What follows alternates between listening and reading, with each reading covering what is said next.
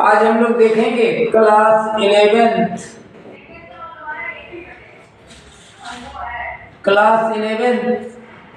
Geometric progression. Class 11 हम लोग देखेंगे टॉपिक ज्योमेट्रिक प्रोग्रेशन। शॉर्ट में इसको हम लोग जीपी कहते हैं और हिंदी इसका होता है गुणोत्तर श्रेणी।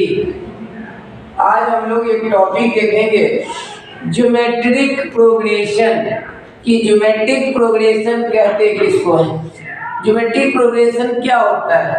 हम लोग पिछले क्लास में पढ़े थे कि यदि कोई भी टर्म कॉमा कॉमा के रूप में अगर लिखा हुआ हो, कोई भी एक्सप्रेशन यदि कॉमा कॉमा के रूप में हो और यदि रेशियो या डिफरेंस सेम हो तो वह सीक्वेंस कहलाता है, और जिसमें डिफरेंस सेम हो जाए तो वह एपी कहलाता है और रेशियो सेम हो जाए तो जीपी कहलाता है। तो आज हम लोग को पिछले क्लास में एपी क्लास 10th में ही पढ़ना था। न्यू सिलेबस का जो बुक आया है उसमें आपका एपी हटा चुका है। तो जीपी में हम लोग देखेंगे कि जीपी कहते किसको है। तो if the ratio of any term in preceding term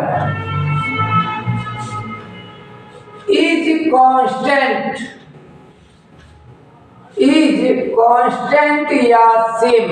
क्या कहा जीपी का कि आगे वाले टर्म और पीछे वाले टर्म का रेशियो यदि सेम आए तो वह आपका क्या कहलाएगा, called an GP.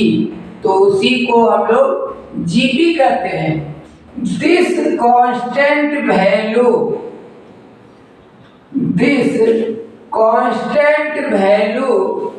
B known as, जो कांस्टेंट वैल्यू निकलता है उसको हम लोग कॉमन रेशियो कहते हैं। जो कांस्टेंट वैल्यू निकलता है उसको कॉमन रेशियो कहते हैं। It is in short written, इसको हम लोग संक्षेप में सीआर लिखते हैं और डिनोट किससे करते हैं, डिनोटेड बाय आर, और इसको हम लोग डिनोट करते हैं आर से। सिंपल अपनी भाषा में कि आगे वाले टर्म में से यदि आगे वाले टर्म और पीछे वाले टर्म का रेशियो यदि सेम आ जाए, जैसे एग्जांपल में इस ढंग का कोई आपका सीक्वेंस है तो हम लोग क्या करेंगे कि second term by first term, तो सेकेंड टर्म 4 है और 2 को फर्स्ट टर्म कहेंगे तो 4/2 यहाँ पे 2।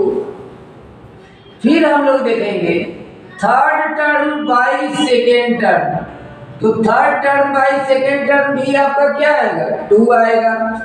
फिर है fourth term by third term 16/8, ये भी क्या आएगा। तो यह जो आप देख रहे हैं कि जो सेम वैल्यू निकल रहा है, यही सेम वैल्यू को हम लोग कॉमन रेशियो कहते हैं और इसको आर से डिनोट करते हैं। इसके भी फर्स्ट टर्म को, एपी में भी फर्स्ट टर्म को ए से डिनोट करेंगे और जीपी में भी फर्स्ट टर्म को ए से ही डिनोट करते हैं। तो आपका क्या कहलाया। नेक्स्ट एग्जाम्पल देखिए कि 3 है, 6 है, 12 है, इस ढंग का कोई सीक्वेंस दिया हुआ है। तो जीपी का पहचान ये है कि यदि अगर रेशियो सेम होगा तो वह जीपी कहलाएगा। तो यहाँ पे हम लोग फिर देखते हैं second term by first term, तो 6/3 आपका 2। फिर है third term by second term, तो 12/6 भी 2। तो ये जो वैल्यू आया इसी को कॉमन रेशियो कहते हैं, यानी कि इसमें कॉमन रेशियो कितना हो गया, 2। तो जीपी में हम उम्मीद करते हैं कि अपनी भाषा में इसका डिफिनीशन याद रखेंगे कि आगे वाले टर्म और पीछे वाले टर्म का रेशियो यदि कांस्टेंट आए तो वह जीपी कहलाता है। और जीपी में फर्स्ट टर्म को ए से डिनोट करेंगे और जो सेम वैल्यू निकलता है, जो कांस्टेंट वैल्यू निकलता है, उसको हम लोग कॉमन रेशियो करते हैं, जिसको आर से डिनोट करते हैं।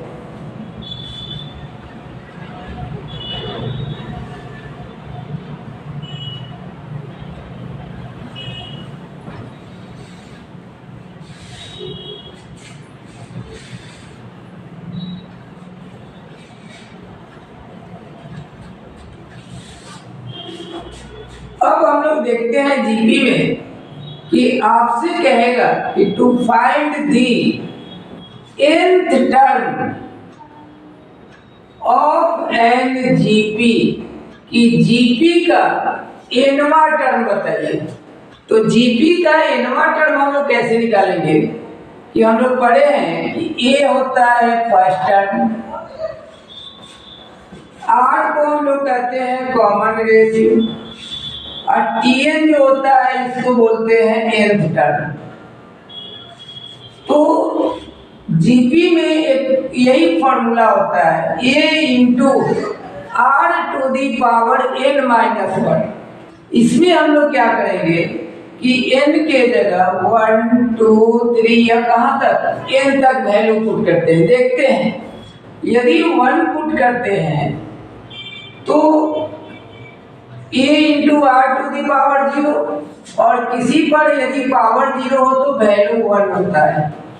यदि 2 वैल्यू पुट करेंगे तो यहाँ पर ए आर बचेगा। यदि 3 वैल्यू पुट करते हैं तो यहाँ पर ए आर स्क्वायर। इस तरह यदि अगर n के जगह n ही वैल्यू रखा जाए तो हम लोग याद रखेंगे कि जीपी में टीएन nth टर्म निकालने का formula a into r to the power n minus 1। अब एक एग्जाम्पल देखिए कि इस पर हम लोग कैसे सॉल्व करते हैं। जैसे 2 है, 4 है, 8 है, और आपसे कहते हैं कि इसका 10th टर्म बताइए। अगर लास्ट में टीएच लगा हो तो वह n का वैल्यू देगा, और यदि टीएच नहीं लगा हो तो वह टीएन का वैल्यू देगा। तो यहाँ से फॉर्मूला में हमें ये चाहिए, तो a है 2, आर आपका second term by first term, और n कितना है 10। तो फॉर्मूला पढ़े हैं Tn is equal to a into r to the power n minus 1। n के जगह वैल्यू 10, a का वैल्यू है 2, r भी है 2, और इस पर पावर 1 है, और यहाँ 10 में से बन जाएगा। यदि बेस सेम हो तो पावर को हम लोग ऐड कर देते हैं। तो इस ढंग से हम लोग किसी जीपी का nवां टर्म निकालते हैं। तो